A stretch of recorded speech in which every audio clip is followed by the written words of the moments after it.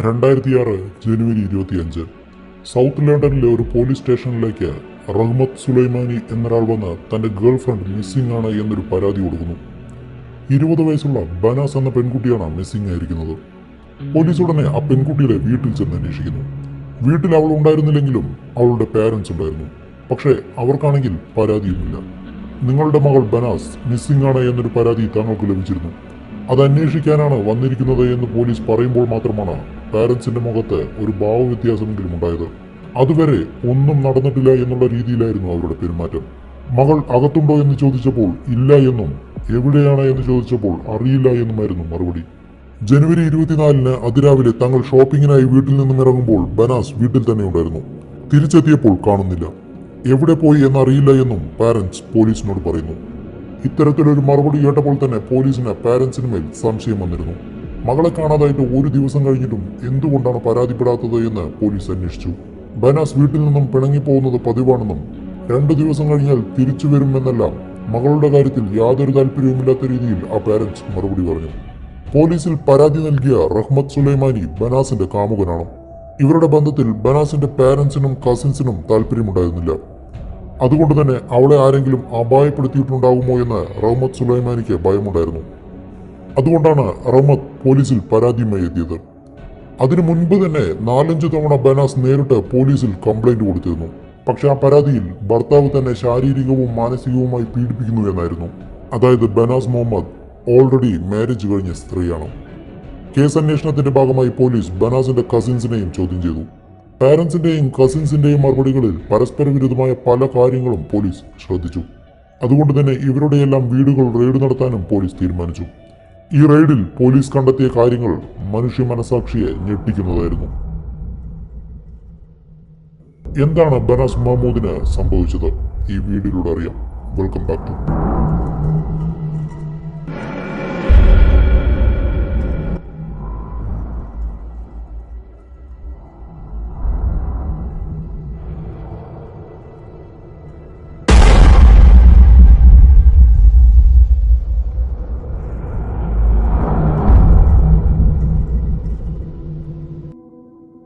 1985 December 16 ഇറാഖിലാണ് Banaz Mahmod ജനിക്കുന്നത്.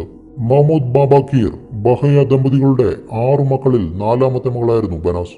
ഇറാഖിൽ യുദ്ധം നടന്നിരുന്ന സമയത്ത് ധാരാളം പേർ പല രാജ്യങ്ങളിലും അഭയം പ്രാപിച്ചിരുന്നു. അത്തരത്തിൽ ബനാസിന്റെ ഫാമിലി എത്തിയത് ഇംഗ്ലണ്ടിലായിരുന്നു. അന്ന് ബനാസിന് 10 വയസ്സായിരുന്നു പ്രായം. സൗത്ത് ലണ്ടനിലായിരുന്നു ഇവർ താമസിച്ചു വന്നിരുന്നത്. Kurdish വിഭാഗത്തിൽപ്പെട്ടവരായിരുന്നു ബനാസിന്റെ family. പെൺകുട്ടികളെയെല്ലാം വളരെ ചെറിയ പ്രായത്തിൽ തന്നെ വിവാഹം കഴിച്ചയക്കുന്നത് ഇവരുടെ കമ്മ്യൂണിറ്റിയിൽ സർവ്വസാധാരണമാണ്. ഇവർ ഇംഗ്ലണ്ടിലെത്തി 7 വർഷങ്ങൾ കഴിഞ്ഞ് ബനാസിന് 17 വയസ്സുള്ളപ്പോൾ അവളെ നിർബന്ധിച്ച് വിവാഹം കഴിപ്പിച്ചു. ഈ വിവാഹത്തിൽ ബനാസിന് തീരെ താല്പര്യമുണ്ടായിരുന്നില്ല. കാരണം അയാൾക്ക് തന്നെക്കാൾ 10 വയസ്സായിരുന്നു കൂടുതലെങ്കിലും 50 വയസ്സുള്ള ഒരാളുടെ ചിന്താഗതിയായിരുന്നു അയാൾക്ക്. ഓവർ സ്ട്രിക്റ്റ് ആണ്. ആവശ്യമില്ലാത്ത നിയന്ത്രണങ്ങൾ. പറയുന്നത് കേട്ടില്ലെങ്കിൽ മർദ്ദനം. ഇയാൾക്ക് എപ്പോൾ തോന്നുന്നോ അപ്പോൾ മാത്രമേ ബനാസുമായി ശാരീരിക ബന്ധത്തിൽ ഏർപ്പെടൂ. ആ സമയത്ത് അവൾക്ക് ഇഷ്ടമല്ലെങ്കിലും നിർബന്ധിച്ച് ചെയ്യിപ്പിക്കും. എതിർത്താൽ ശാരീരികമായി ഉപദ്രവിക്കും. ചിന്തിക്കാൻ കഴിയുന്നതിനും അപ്പുറത്തുള്ള ക്രൂരപീഡനമായിരുന്നു നടന്നിരുന്നത്. സഹിക്കാൻ കഴിയാതെ വന്നപ്പോൾ ഈ വിവരങ്ങളെല്ലാം ബനാസ് പാരൻസിനോട് പറഞ്ഞിരുന്നു. പാരൻസും ബനാസിന്റെ ഹസ്ബൻഡിനോട് ഇതുമായി ബന്ധപ്പെട്ട് സംസാരിക്കാൻ തീരുമാനിച്ചു. പക്ഷെ സംസാരിച്ചതിൽ തെറ്റ് ബനാസിന്റെ ഭാഗത്താണ് എന്ന നിലപാടിലായിരുന്നു അവളുടെ പാരൻസ്. ഇതോടെ പേരൻസിനെ വിശ്വസിച്ചിട്ട് കാര്യമില്ല എന്ന് അവൾ മനസ്സിലാക്കുകയും പോലീസിൽ പരാതിയുമായി ചെല്ലുകയും ചെയ്തു. പോലീസ് അയാളെ താക്കീത് ചെയ്തു വിട്ടെങ്കിലും വീണ്ടും ഇവർക്കിടയിൽ പ്രശ്നങ്ങളുണ്ടായി. ഒരു ഘട്ടത്തിൽ ഉപദ്രവം അതിരുകടന്നതോടെ ബനാസ് തിരിച്ച് വീട്ടിലെത്തി. ഇനി താൻ അയാളുടെ കൂടെ ജീവിക്കാൻ തയ്യാറല്ല എന്നും ഡിവോഴ്സ് ചെയ്യണമെന്നും പറയുന്നു. അതിനുശേഷം ബനാസ് പാരൻസിന്റെ കൂടെയായിരുന്നു താമസിച്ചിരുന്നത്. പാരൻസിനാണെങ്കിൽ ഡിവോഴ്സ് ചെയ്യുന്നതിനെ കുറിച്ച് യോജിപ്പുണ്ടായിരുന്നില്ല. അവളെ തിരിച്ച് ഹസ്ബൻഡിന്റെ വീട്ടിലേക്ക് തന്നെ അയക്കാനാണ് ശ്രമിച്ചുകൊണ്ടിരുന്നത്. പക്ഷേ എന്തു വന്നാലും തിരിച്ചു പോവില്ല എന്ന നിലപാടിലായിരുന്നു ബനാസ്.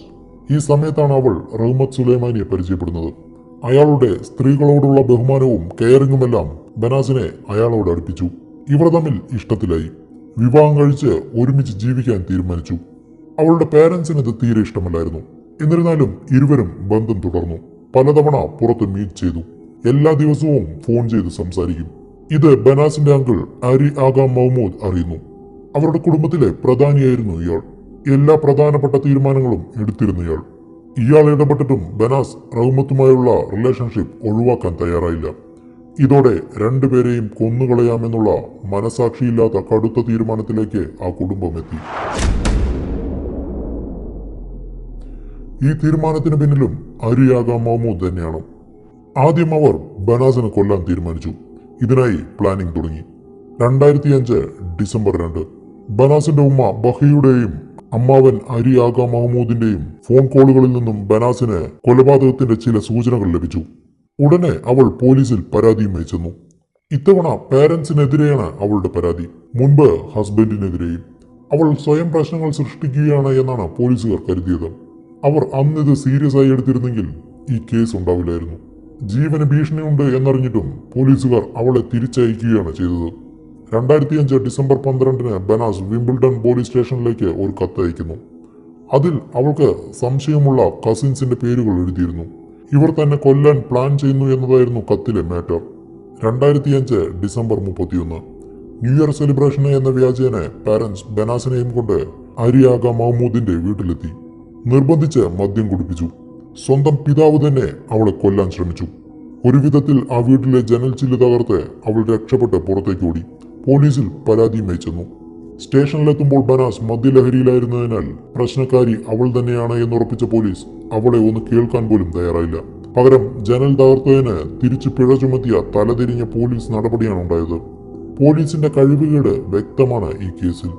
ജനൽ ചില്ല് തകർത്തപ്പോൾ ഉണ്ടായ മുറിവിനെ ചികിത്സിക്കാൻ ഹോസ്പിറ്റലിലെത്തിയപ്പോൾ ബനാസ് കാമുകൻ റഹ്മത്തിനെ വിളിച്ചു വരുത്തി. എല്ലാ കാര്യങ്ങളും തുറന്നു പറഞ്ഞു.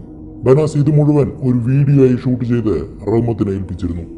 ഇത്രയും ഭീഷണി ഉണ്ടായിട്ടും എന്തുകൊണ്ടാണ് അവൾ വീട്ടിലേക്ക് തിരിച്ചു പോയത് എന്നും ഈ കാമുകൻ എന്തുകൊണ്ടാണ് അവളുടെ സംരക്ഷണം ഏറ്റെടുക്കാതിരുന്നത് എന്നും വ്യക്തമാവുന്നില്ല. 2006 ജനുവരി 2 ബനാസ് തിരിച്ച് വീണ്ടും വീട്ടിലെത്തി. അതിനുശേഷം പേരൻസിന്റെ ഭാഗത്തു നിന്നും കസിൻസിന്റെ ഭാഗത്തു നിന്നും യാതൊരു എതിർപ്പും തർക്കങ്ങളും ഉണ്ടായിരുന്നില്ല. പക്ഷേ അവർ എന്തോ തീരുമാനിച്ചുറപ്പിച്ചിരുന്നു എന്ന് അവൾക്ക് മനസ്സിലാക്കാൻ കഴിഞ്ഞില്ല. ജനുവരി 23 വരെ ബനാസിന് കുഴപ്പമൊന്നും ഉണ്ടായിരുന്നില്ല. അന്ന് രാത്രിയും റഹ്മത്തുമായി മെസ്സേജ് ചെയ്യുകയും ഫോൺ വിളിക്കുകയും എല്ലാം ചെയ്തതാണ്. എന്നാൽ ജനുവരി 24 രാവിലെ വിളിച്ചപ്പോൾ അവളുടെ ഫോൺ നോട്ട് റീച്ചബിൾ ആയിരുന്നു. അന്ന് രാത്രി വരെ റഹ്മത്ത് വെയിറ്റ് ചെയ്തു. ജനുവരി 25 രാവിലെയും അവളെ വിളിച്ചാൽ കിട്ടാതായതോടെ റഹ്മത്തിന് പേടിയായി. അങ്ങനെയാണ് അയാൾ പോലീസ് സ്റ്റേഷനിലെത്തി പരാതി നൽകുന്നതും അതിന്റെ അടിസ്ഥാനത്തിൽ പോലീസ് അന്വേഷണം ആരംഭിച്ചതും.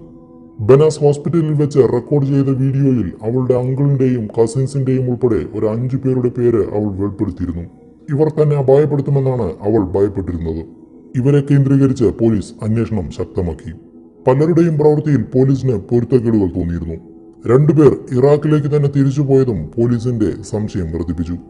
അപ്പോഴും ബനാസ് എവിടെയാണ് എന്നുള്ളതും അവൾക്ക് എന്തു സംഭവിച്ചു എന്നുള്ളതും അന്യമായിരുന്നു.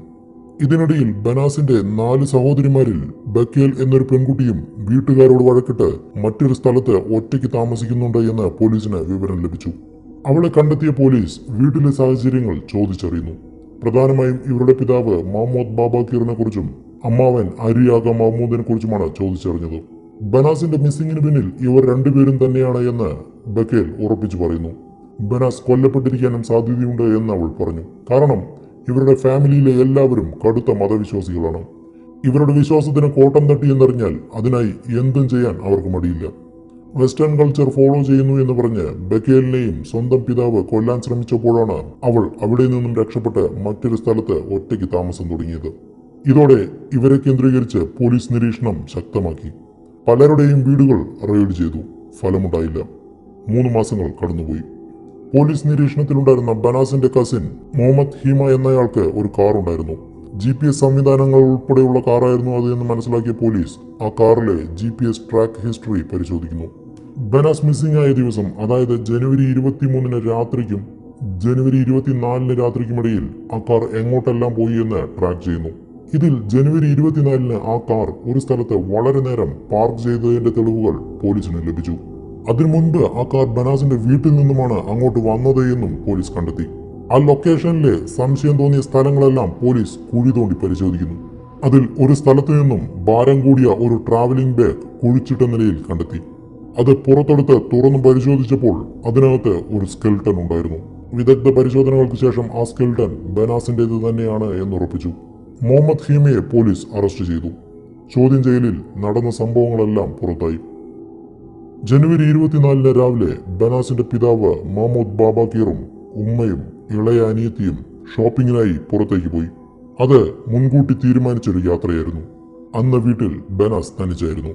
പാരന്റ്സ് പോയി കുറച്ചു കഴിഞ്ഞതും ബനാസിന്റെ കസിൻസായ മുഹമ്മദ് ഹീമ, മുഹമ്മദ് സലാ അലി, ഒമർ ഹുസൈൻ എന്നിവർ ആ വീട്ടിലെത്തി.